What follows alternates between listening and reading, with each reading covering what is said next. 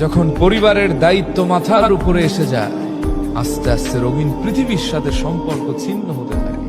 নিজের স্বপ্ন, future, wish, নিজের ভালো লাগা, ভালোবাসা একে একে ফ্যামিলির জন্য কোরবানি করে দিতে হয়। চরম ব্যথা হৃদয়ে লালন করার পর হাসতে হয়। চরম অভাব আর কষ্ট চলছে, কিন্তু বোঝাতে হয় আমি ভালো আছি। অভিনয় করতে হয়, কারণ আমার পেছনে আছে আমার ফ্যামিলি। আমি যদি একবার ভেঙে পড়ি, আমার গোটা ফ্যামিলি অস্তিত্বহীন হয়ে পড়বে। কারণ এখন আর আমি নিজের জন্য বাঁচি না, আমি বাঁচি আমার ফ্যামিলির সুখের জন্য।